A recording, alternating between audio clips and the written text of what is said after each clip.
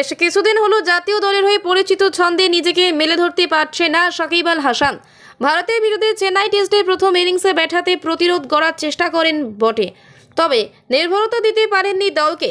ছিপকে বল হাতে নিতান্তই রংচটা দেখিয়েছে তাকে। আসলে আঙুলের চোটে বল গ্রিপ করতে সমস্যায় পড়তে হচ্ছে সাকিবকে।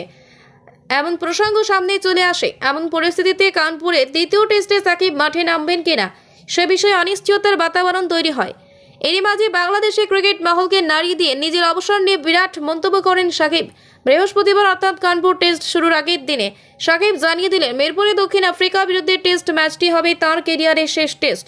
যার অর্থ সাকিব যদি ঘরে মাঠে দক্ষিণ আফ্রিকার বিরুদ্ধে টেস্ট সিরিজের সুযোগ না পান, তবে কানপুরের ভারতের বিরুদ্ধে সিরিজের দ্বিতীয় টেস্ট ম্যাচটাই হতে পারে তার কেরিয়ারের শেষ টেস্ট ম্যাচ।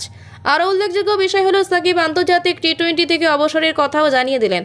তিনি জানান যে গত টি-20 বিশ্বকাপের আসরে তিনি তার শেষ আন্তর্জাতিক টি-20 ম্যাচ খেলে ফেলেছেন, অর্থাৎ দেশের জার্সিতে আর কখনো টি-20 ম্যাচ খেলতে নামবেন না তিনি। এমনটা নয় যে দুটি ফরম্যাটে খেলা ছেড়ে সাকিব ওয়ানডে কেরিয়ার দীর্ঘায়িত করতে চান, বরং কবে দেশের হয়ে 50 ওভারের ক্রিকেট খেলাও ছেড়ে দেবেন সেই পরিকল্পনা জানিয়ে দিয়েছেন তিনি।